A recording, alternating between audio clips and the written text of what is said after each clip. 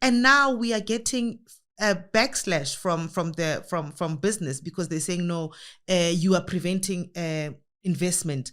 You are making it difficult for businesses to operate in the country. Why? Why is it that every single time, I mean, this was the same with BEE, this was the same with affirmative action.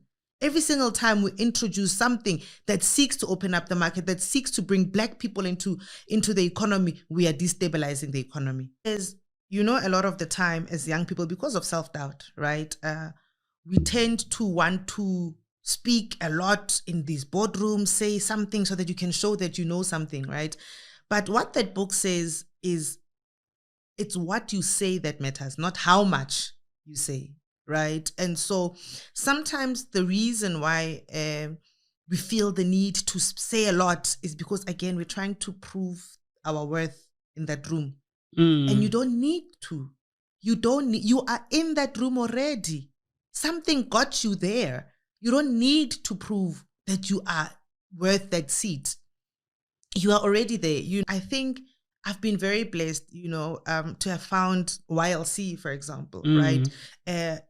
Finding people there like Mam Shamaine, Mam Trifosa, Mam Futi, because when you look at these women, you hear their stories, it's because they fought to be where they were. They fought internally, and unfortunately for them, their fight was even against the system, the racial system, right? They have opened up channels for us. They've opened up the path for us. Our fight should be different. Our fight should be internal. Our fight should be, what am I giving myself? What am I deserving of, right? And I think that is the fight. The fight has been fought, guys.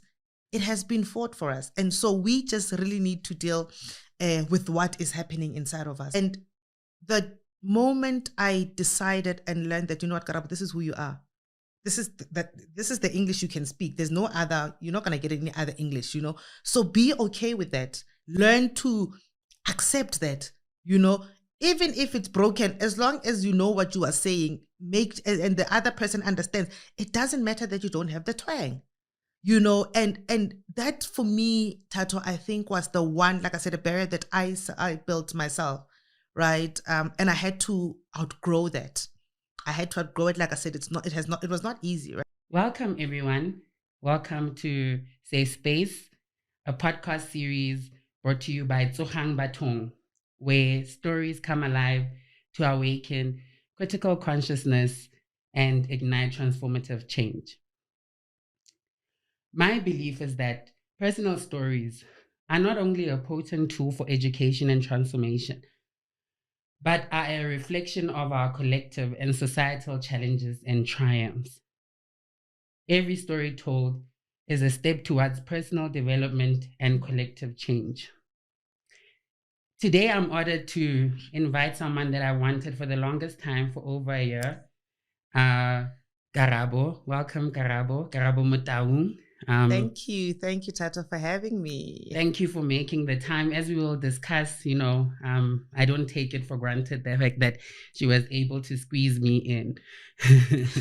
So just to introduce her, not to preempt her journey, but give a brief overview. Karabo is a seasoned economist and competition regulation expert. She has a Master's of Commerce in Competition and Economic Regulation from the University of Johannesburg.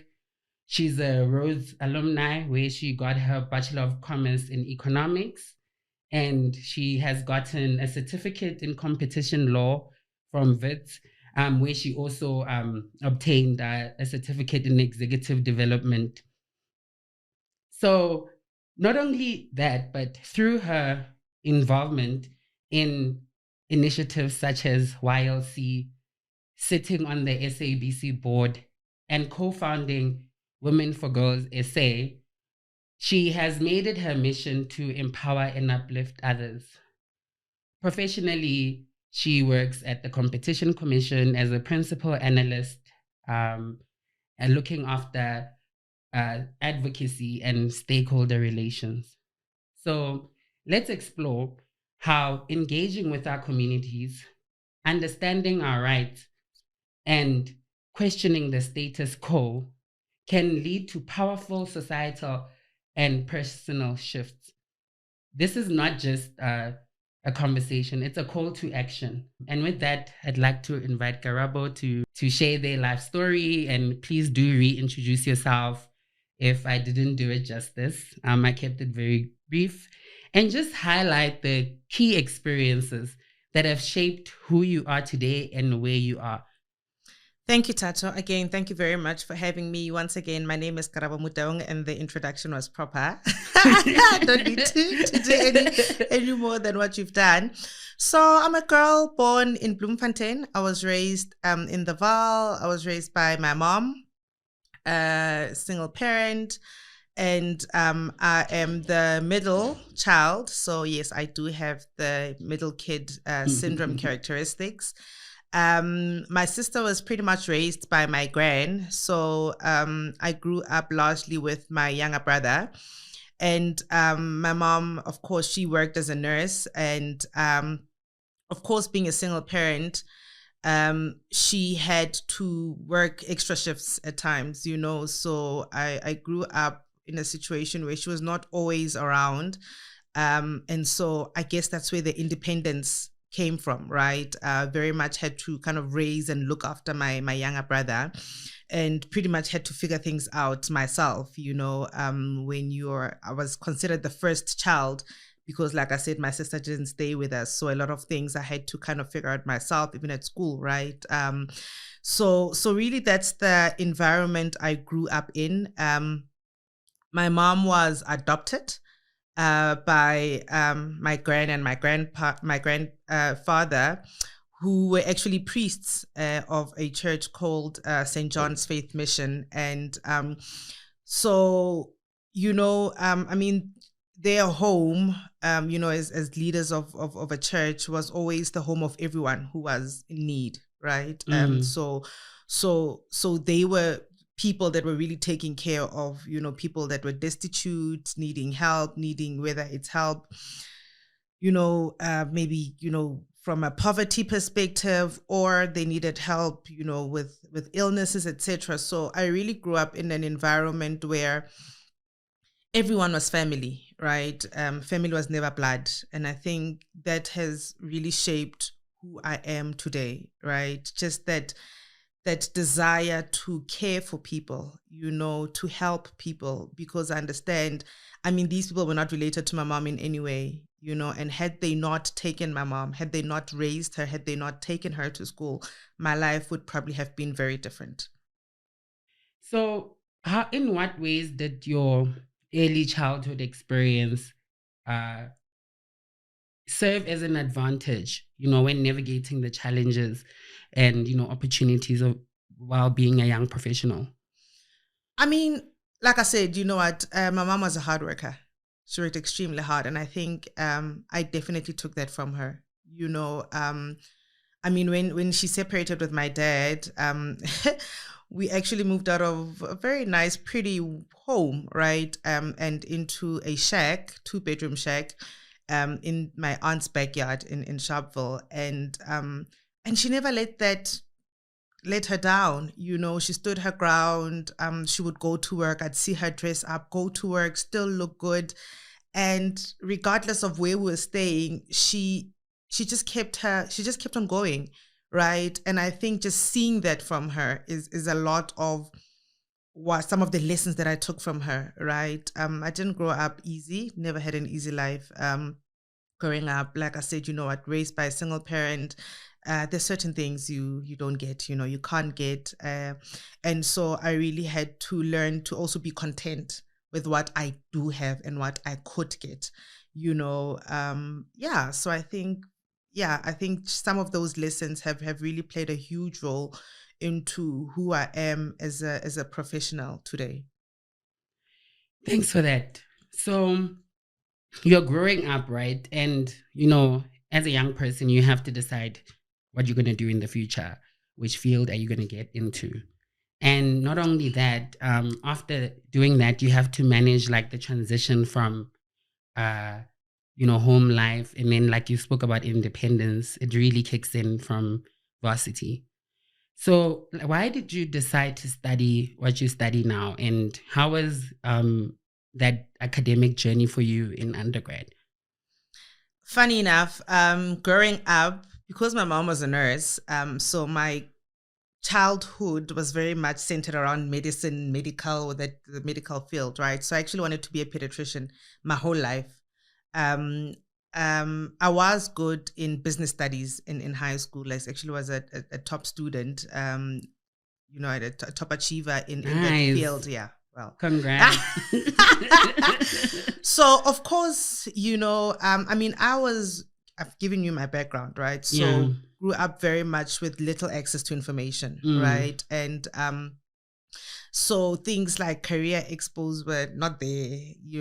I didn't have a big sister who could say, here are options. So I didn't have that at all. Nothing. I was like I said, my sister was raised by my grand. She didn't get to go to university. So I was literally having to navigate the space by myself, right? And so because I was a top student in business studies, of course, the teachers will always try and navigate your path towards that way. And so when I then registered for university, a BCom was a basic for me. It was a no brainer, because I was good at it, right? Mm. And so that's how I chose BCom, right?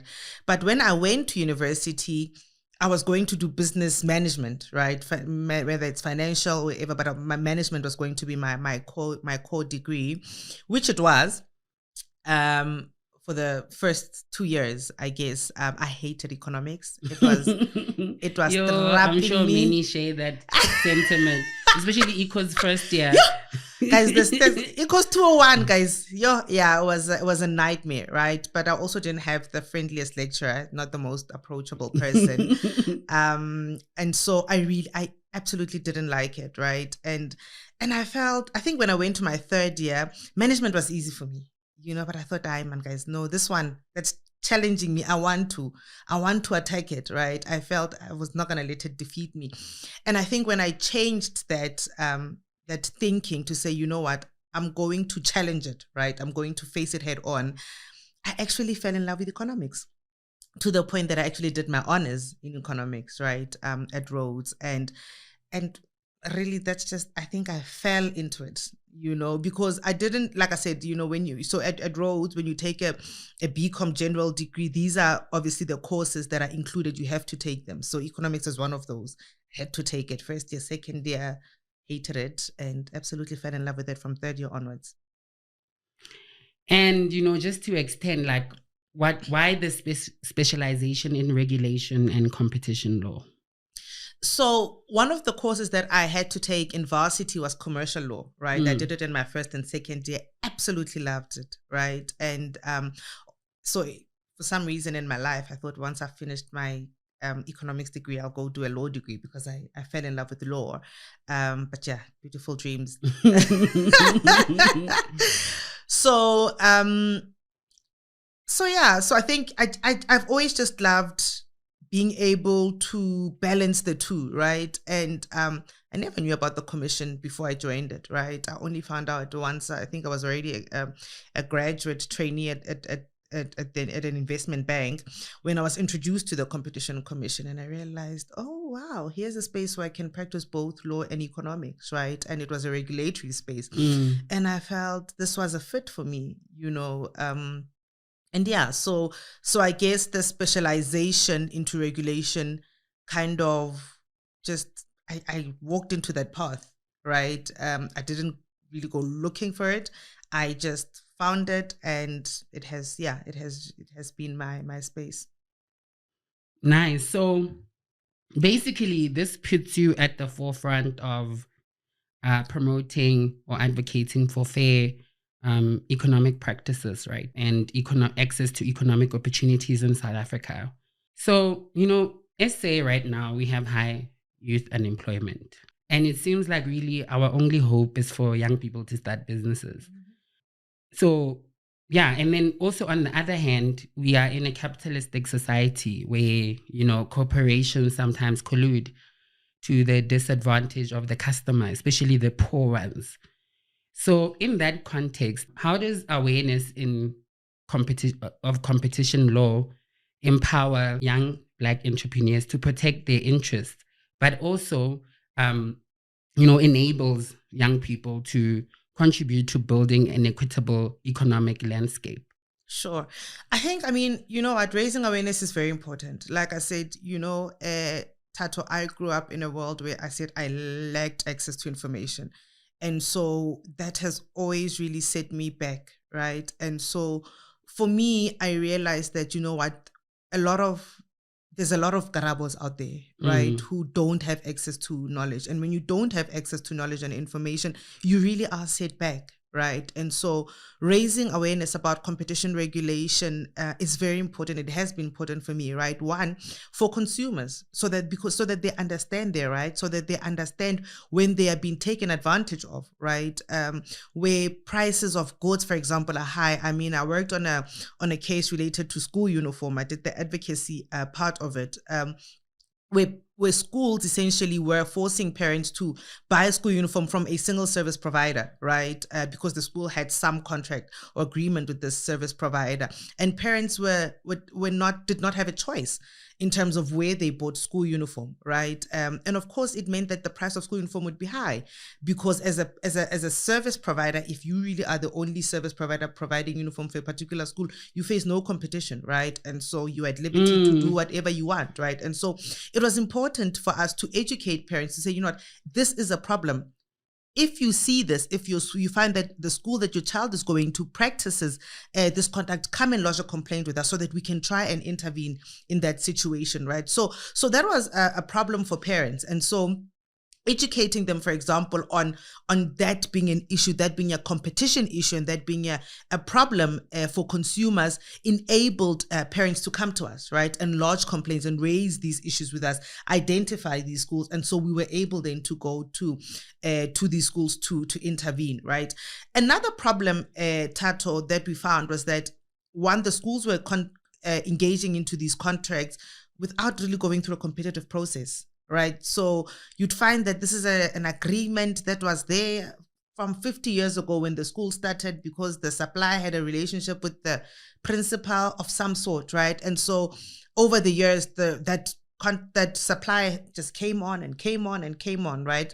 And what that meant was that you and I, if we want to go into the market of producing school uniforms, if we go to that school, they're going to tell us, no, we already have a contract with this supplier.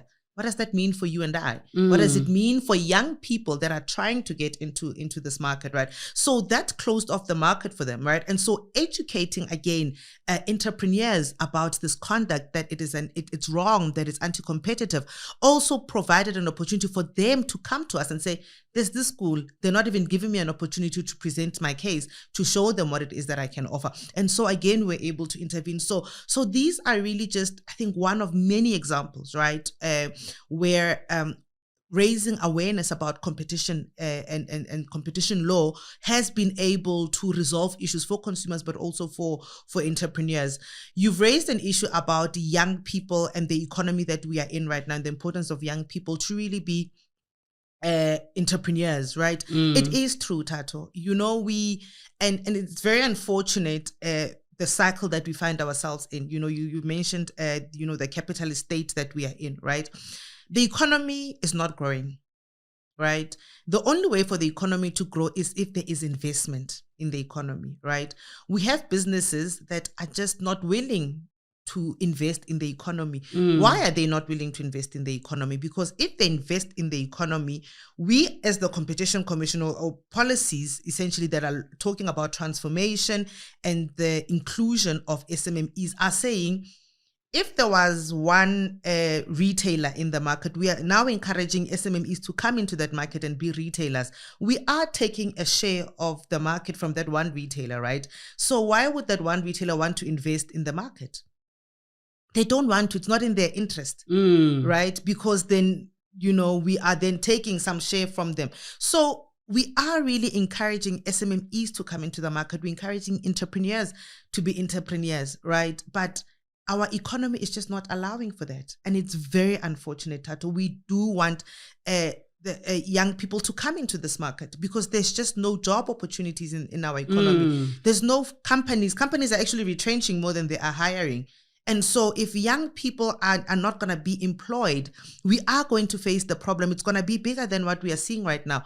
It is important that they become entrepreneurs, that they participate in the economy. But the commission, like many other institutions, is really fighting a huge fight so that firms don't collude. Because if firms collude, they create barriers that prevent the entry of SMMEs and young people into the economy, right? When they abuse their dominance in the market, they create barriers that once again foreclose SMMEs and young entrepreneurs from coming into the market. So yes, we do have a huge problem on our hands, I think, as a country, and it really is important, that government, regulators really collaborate in terms of policies that do open up the market. We've been talking transformation, but are we really seeing the transformation that we want to see? In fact, I feel like we are moving backwards on the elements of transformation because you know what, every time we try to introduce a policy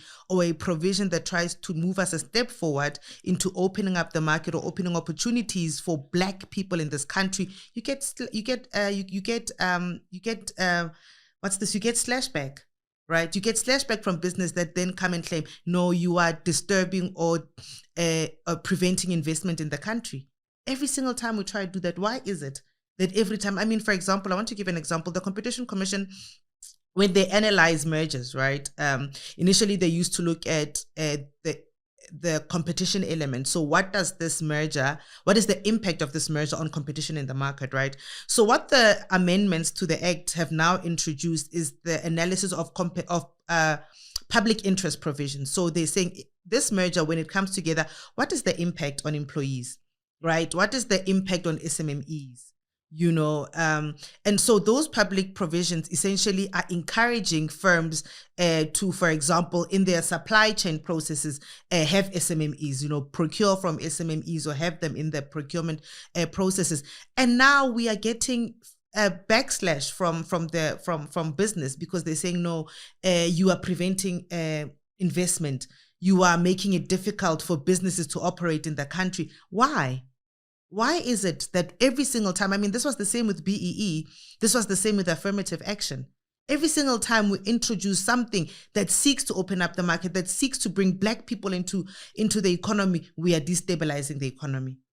And for me, the biggest thing that keeps me awake at night is, if the youth does not have economic opportunities, then what else are they doing?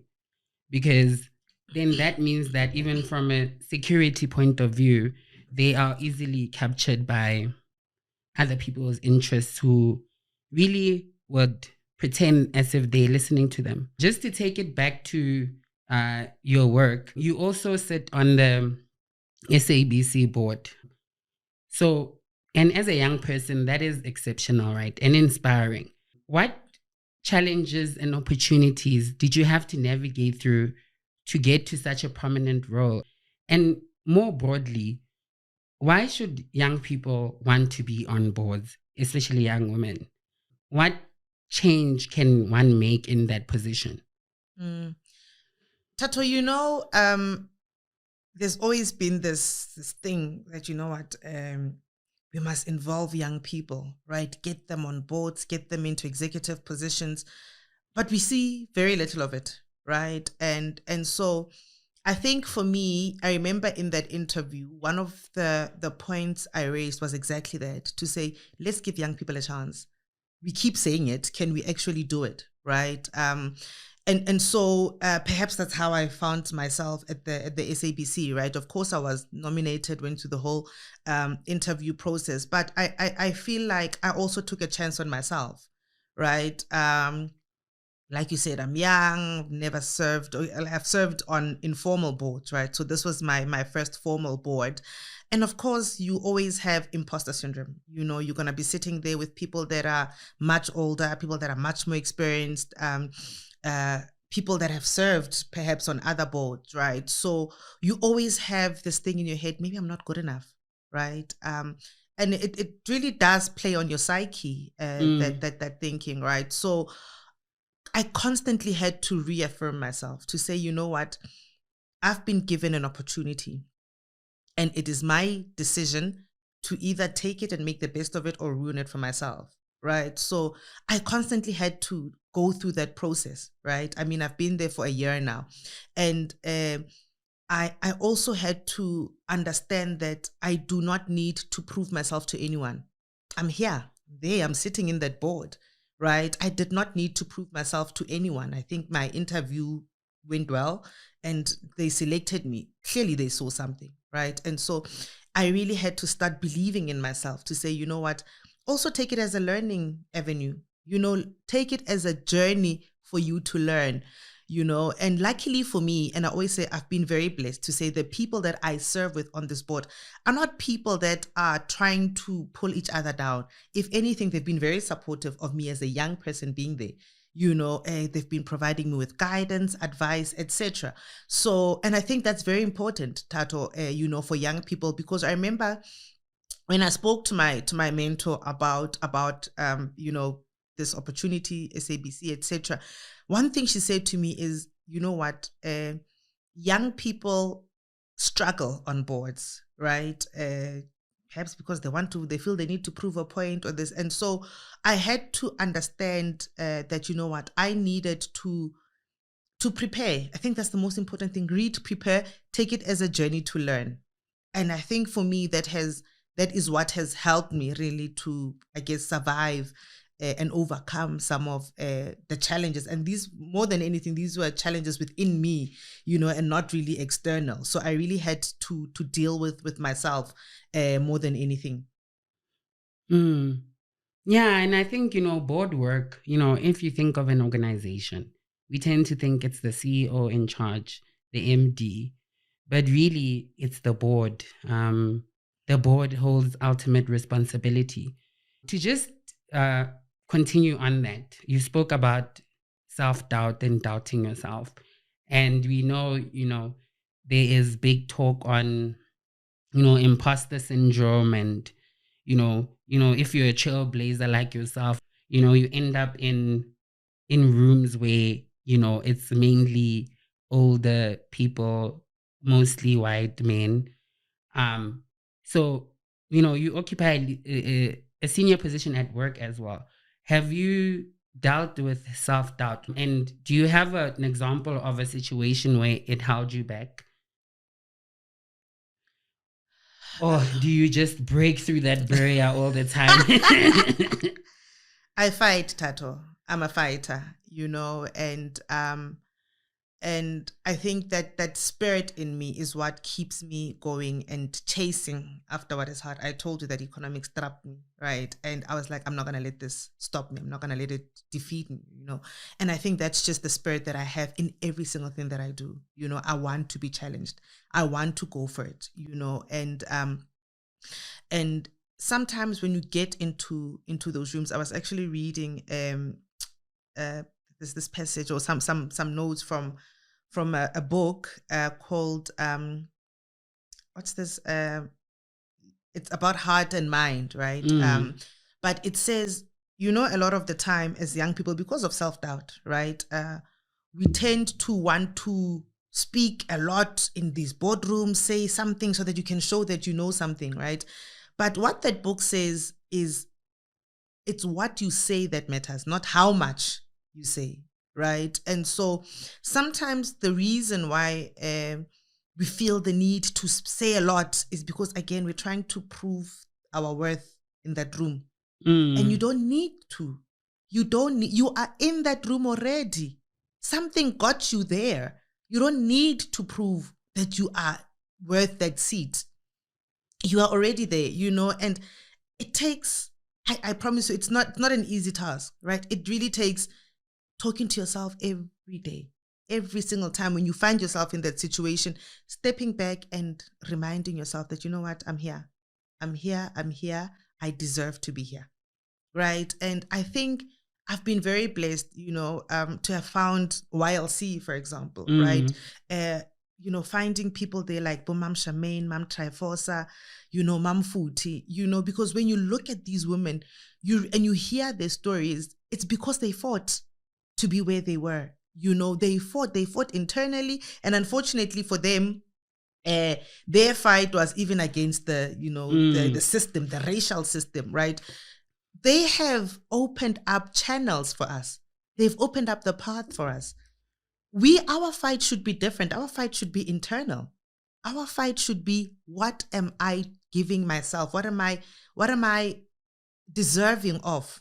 Right? And I think that is the fight. The fight has been fought, guys. It has been fought for us. And so we just really need to deal with what is happening inside of us. I mean, they sit in these boards, they tell us. And I'm so glad that I found that family, because every time I look at them, I realize it's possible. I think they inspire me to say, you know what, it's doable. It's doable. And we have it much easier in this generation. And I think that's why there's a whole mental health wave, coming to us. And for me, even the stage where I am in my career, I can see that for me to really excel and move up, I had to go through an intentional healing and inner work program. Because now, when you feeling imposter syndrome or self-doubt, like you said, it's an internal battle. You literally have to face, your demons, your traumas, right? Because you find that, that insecurity actually comes from, not having a secure childhood, either economically, socially, and psychologically. So you speak a lot about how the community of YLC supported you and your mentors. And you also started Women for Girls SA, right? Which has a big focus on mentoring young women. Can you please enlighten us on what led you to the formation of Women for Girls SA? And in terms of mentorship, what role can it play in social upliftment and reflecting on your own upliftment as well? So, I mean, like I said, I studied at Rhodes, right? And it's a whole story how I got to Rhodes, being in the Eastern Cape, right? But I've also mentioned that, I was the first in my family to go to university. I didn't have a sister, a bigger cousin that I could talk to, who had university experience. And I think for me personally, my university journey was not easy at all, right? And I mean, when you get to university, guys, when you've been a top student in high school, and then you get to university and then you are average, you just don't. And by honors, you're struggling to pass. You know what? Hey, guys. And you go like, home. Let me make it out alive. And you go home and you try and explain to mom, I'm a striker. She's just like, why? How? People just don't understand, the support sometimes that you need as a student when you are in university. And I think my own journey, needing that someone to speak to, someone to bounce ideas on, someone to get advice from, I realized the importance of that would have had in my life, or that role that something like such a structure would have had in my life, right? And so after university, when I started my graduate program, a lot of this mentorship thing started coming up. Remember where I come from? There's no mentorship. You don't know anyone. You don't have connections. You don't know anything. You don't even just have a degree. You don't even know what mentorship is, guys. I grew up in the location. I don't know what this mentorship thing is. So the concept really started coming alive for me when I started my career, right? And so I figured that, that thing that I was missing in my university career is exactly that, was mentorship, right? A sisterhood, people I could really relate to, people that could understand what I'm going through, people that could provide me with advice that had gone through the system, right? And so that's how Women for Girls came about. I actually co-founded it with one of my favorite people on earth, Mulalo, right? And I remember I approached it. We went to varsity together, but we're never really the closest of friends. But for me, I don't know, probably it was just a sign from the heavens and God to say, approach this lady, which I did. And that's how we started Women for Girls. I think when we started, we never really planned or had an idea of what it would be, right? But when you listen to the girls, when you get their feedback, you understand that it really is a sense of sisterhood, right? Because it's such a small group, right? So we don't take a big group every year. So we run a 3-year program. So every year, it's first year, second year, and third year. So we have different programs for each year. So of course, first year, the problems we have in first year are different to second year as a student, as well as in third year, right? So our focus is very much aligned on what first years go through, second years and third years, etc. And so each year, for example, we'll take a group of about 15 girls, right, and take them through this program, and then they go on, move to second year, move to third year, as they go through their academic progression as well. So really, that is what Women for Girls has been, right? And I mean, we've got what we call big sisters, right, which is the committee, right? But they also play that role of being sisters and mentors to these young girls, right? So if we have about 15 girls, we'll allocate each mentor maybe a group of girls, where they touch base, check on each other and stuff like that. And the lovely thing about this is our girls are from different universities, right? So sometimes, especially when we get together, someone will say, "Yo, I'm struggling with accounting." Another would be like, "I'm good at accounting. So let's help each other." So we have a lot of that. And sometimes when one of them is going through something, I need to, these girls will post things on statuses. We don't really check things like that. But one of them, whoever picks it up, will be like, Karabo, I think maybe intervene. Someone is going through something. Can you, so that's what it has built, right? So essentially that is what and how Women for Girls came about, right? Tato, I've mentioned that mentorship was never really something in my world, right? And when I became intentional about taking on mentorship, it was actually at a time when I was, I think, at a point in my career where I felt I wanted to progress, move upwards. But again, self-doubt, all of those things, right? And I remember when I really started being intentional about it, it was about the time when Yolanda formed what is called the Mentorship Boardroom, right? Yolanda Cuba. Yes. So of course it's the platform where there's mentors, mentees, right? And then you can go and approach people to be your mentors. And so I thought, let me do it, right? I went there, again, intention, right? When they identified people, two responded, started engaging with them. And through that engagement, actually, I remember the boardroom ran a competition, right? Where they were going to give one of the mentees an opportunity to join Vumi Msweli's career accelerator program, right? And they were going to pay for it. And so I won that that competition, right? And so I got to join the career accelerator program with Vumi. Tato, that changed my life. It completely changed my life. I think it really opened me up to the possibilities that are out there.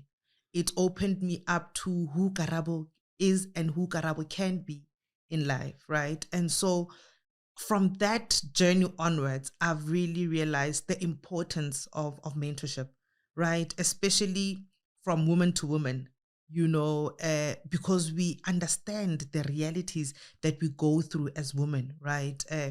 If you speak to Mam Nunkululeko Kobodo, she can tell you her story, and you are sitting and looking at your life and saying, actually, I'm going through this right now. You are able to relate. So I think mentorship is so important, and it plays such a critical role for you as a person, not only in your career, but I think in you as an individual as well, right? So for me, really, yeah, mentorship has just been everything to me. And so that's why I've really also gone out, to be part of YLC, because I really believe in the spirit and power of mentorship. I've seen it in my own life, and I believe that there's a lot of young women, right, that are out there that have the potential, right? They just need someone to say, let's go.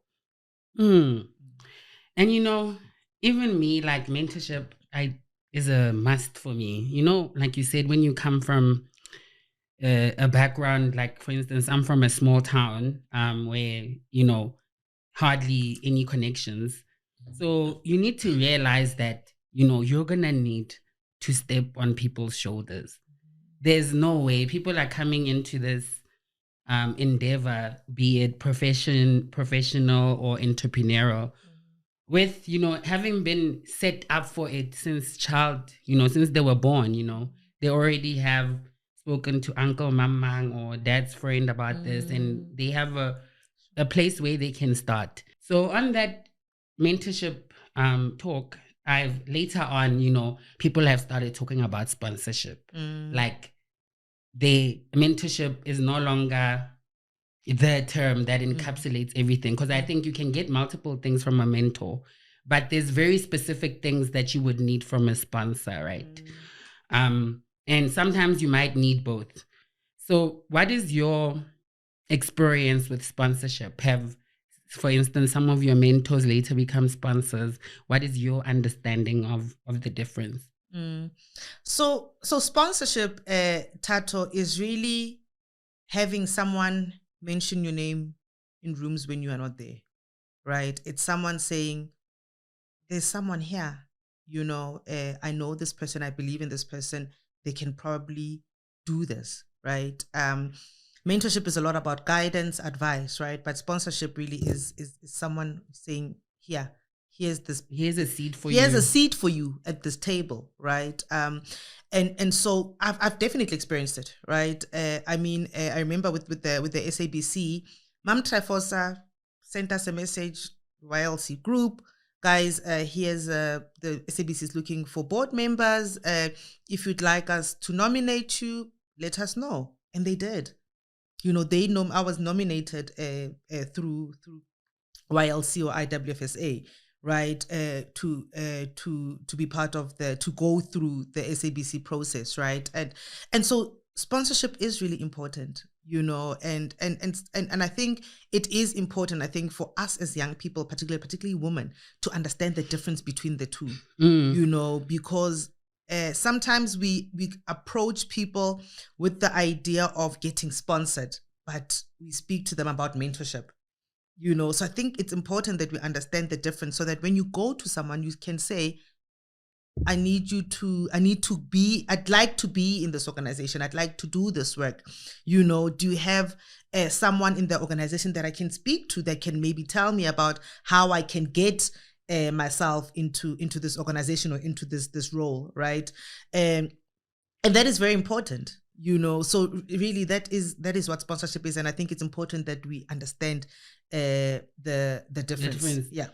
So, you know, the mentors and sponsors also have to choose you. Yeah. Right. Yeah. So what do you do to be chosen? Like, what do you do for someone who's senior at an organization to say, hey, Karabo is someone that really, like, I can invest my time in? Because, you know, it's sort of like a courting process. Like, you don't just get a mentor. You know, it comes with hard work and, you know, proving yourself. So what is the recipe there? It's building relationships, Tato. You know, it's so difficult to have a mentor when you don't have a relationship with them. It's difficult to get a sponsor when you don't have a relationship with them, because they don't know Tato. They don't know what Tato wants.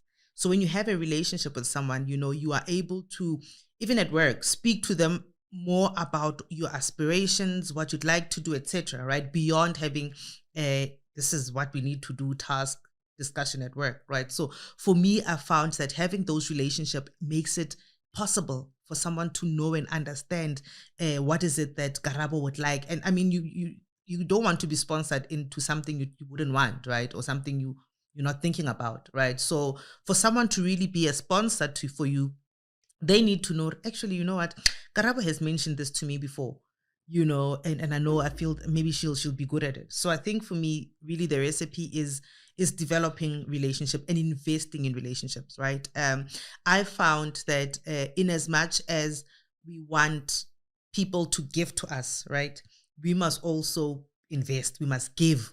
You know, Vumi always said, the jar always fill up your what you call it, your favor jar, right? Give, give, give, give, so that when you do ask one day, someone can be like, oh, okay, yes, actually, it's okay, because you've been giving, right? So I think we also need to step away from this mentality of always asking or expecting, asking favors, asking people to do this for you when ourselves are not giving. So that's why I say have a relationship with that person, right? Offer them help. If they need assistance with something, no, let me help you. Can I do this for you? Can I do that for you? So that one day when you do need a favor from them, they can be like, oh, you know what? I know this person. I have a relationship with them. And it always starts with humble beginnings, hey?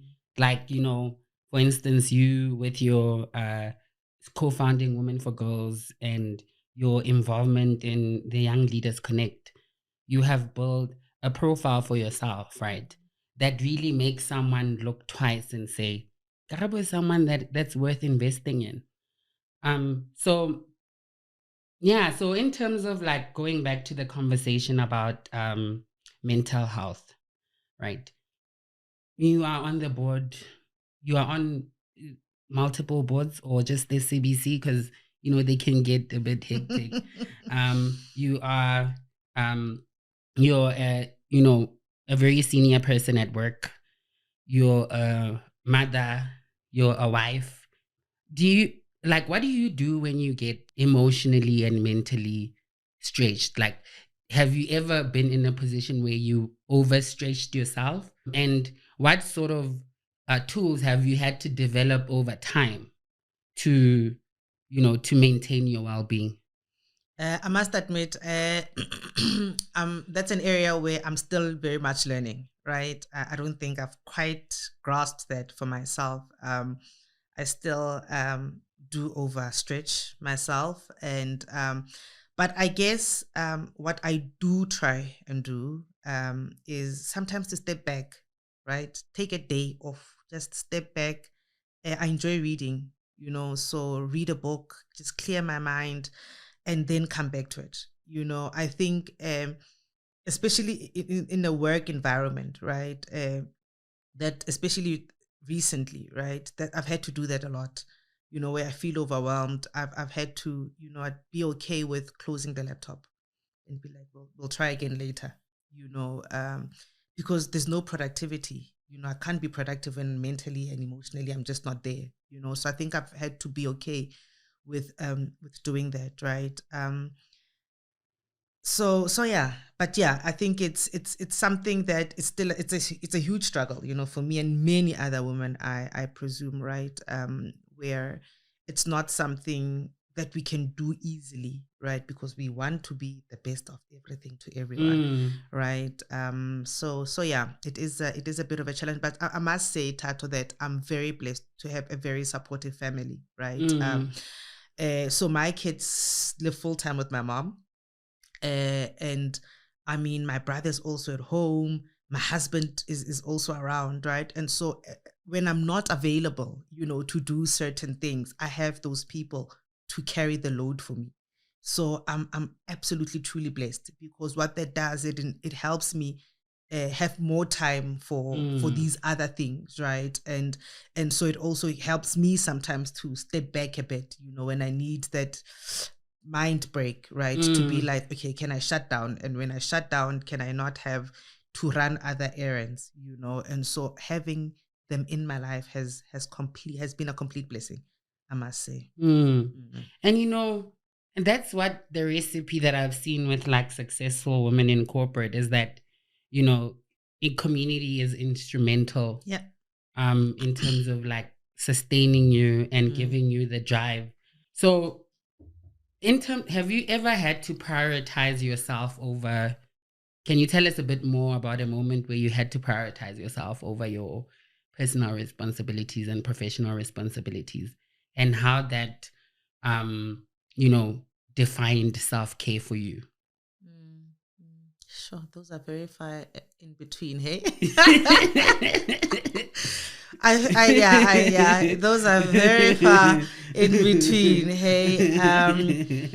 But yeah, man, I remember, I think last year specifically, I actually wanted to go on a retreat, and I just wanted to be away from everything. And I remember, drove to Clarence. I drove with my husband. I wanted to go alone, but we are so close, so he insisted on going with me. I said, it's fine, but this is my quiet time. So yeah, so we decided, we're going to get books. We're going to be there and read. No TV, no laptop, no nothing, and I remember going there and just spending time, a lot of time with, he was there physically, but I think I spent a lot of time with myself as well, right?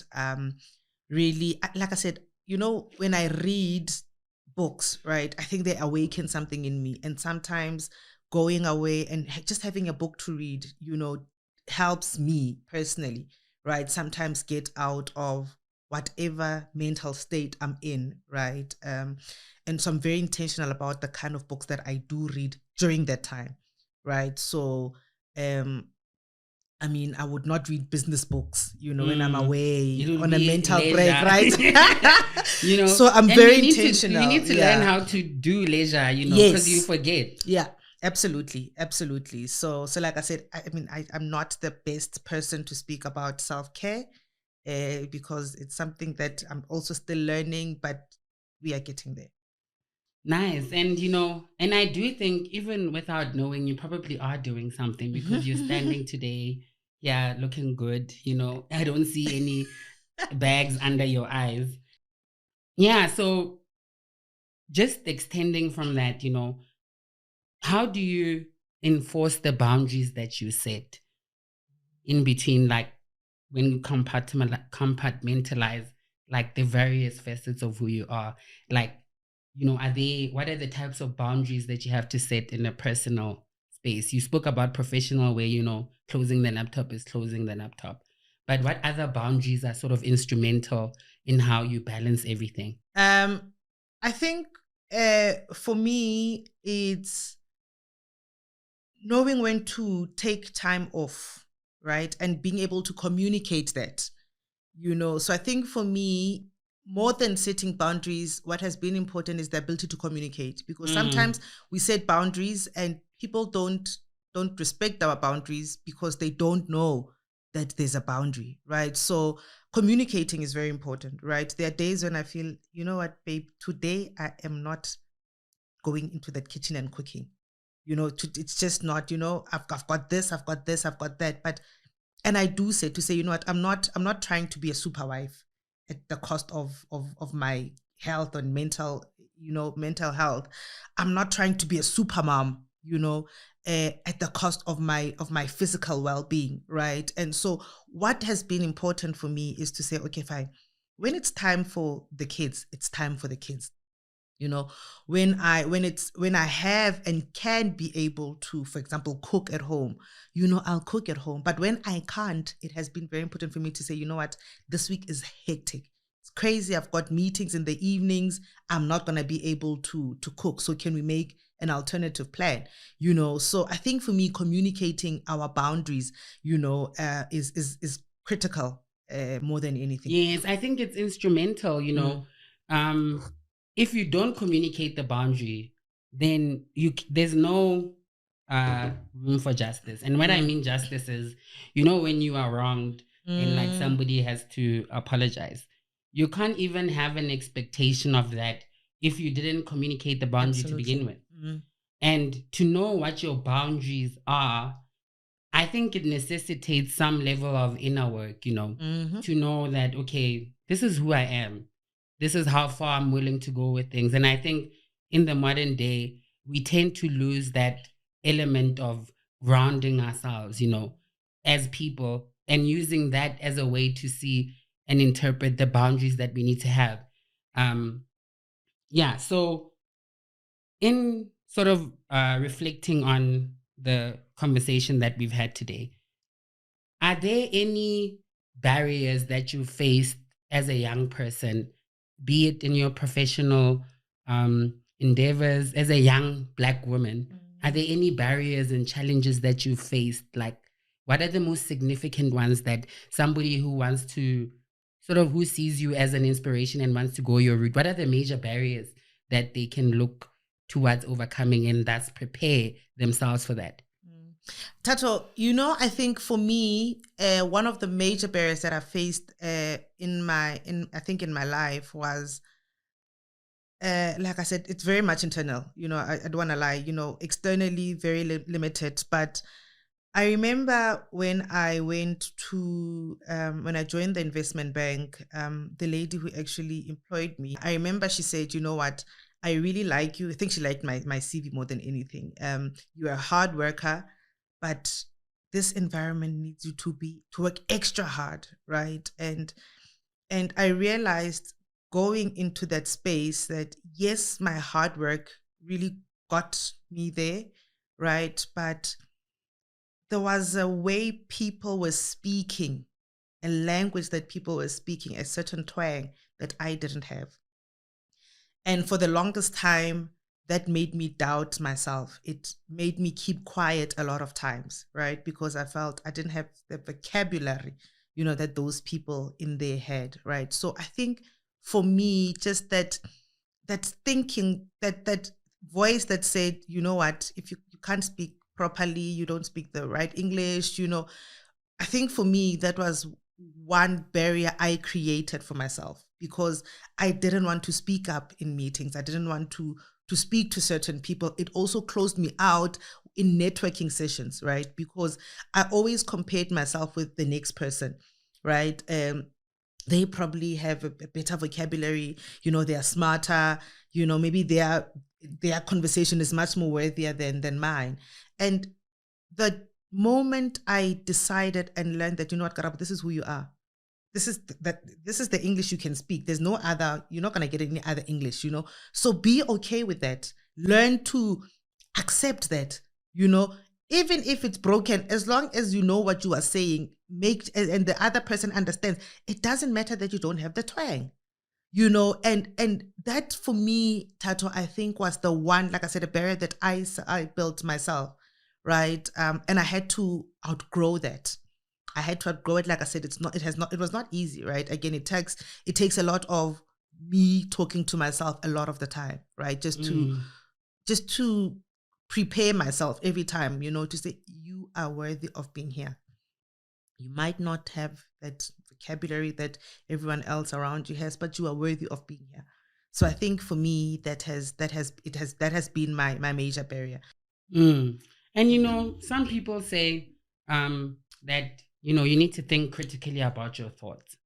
And there's that little voice in you that secretly wants to hold you back, that inner critic, which works against you by holding you back in situations where you need to be thriving. So it's really, I think that stresses the importance of doing your inner work. And we did speak about it a lot in episode 5 with Mam Nonkululeka Gobodo, in terms of like what aspects one would need to look at. So Karabo, you're working in civil society, sitting on boards, even at work. You have a very noble job, right? Profession, which is to protect the poor and ensure fair economic opportunities. Clearly, there's a vision there. There's a vision that you're building regarding the future South Africa that you wanna be in. What is that vision, and what's driving you to work towards it? For me, Tato, I think it's a true transformative economy, right? I've said it's one thing to speak transformation, it's one thing to do and see transformation. And I think for me, just the desire to help people, the desire to make a difference in people's lives, I guess, like I said, it probably comes from my childhood, right? And so a lot of the work that I do is really inspired by that. I want to make sure that whoever I'm trying to assist is better off after having engaged or met me, right? And so for me, that means young people, for example, are able to get into the market. They're able to participate in the South African economy. It means Black people are owning stakes in the economy, right? It means that people have have access to land so they can practice agriculture, right? So I really envision a truly transformed South African economy. I think for me, that is the biggest vision, right? That for me, that is the biggest vision, because I mean, Black people are the majority of this country, but they own up close to nothing, right? Of this economy. We are participating as employees in this economy and not contributors. And so I envision a world where we as Black people, as young people, as women are participating as contributors in the South African economy. Thanks for that, Karabo. And as we reach the end, what is your advice to somebody who might see themselves in you today and, want to go along the journey that you've traveled? For me, Tato, is really do the inner work, right? Do the inner work. It's never easy. For some of us, we do need to work a lot harder than others, because we can't speak as others do. Some people, how men can stand up in a room and say absolutely nothing but speak very well, right? A lot of times women, especially as women, we can't do that, because remember, we have to be submissive, Societal expectation. Exactly, and so, because when you stand up and speaking at you are arrogant and stuff like that, right? So sometimes we need to work extra hard, right, to be able to show our worth. And I think we should not be afraid to work extra hard.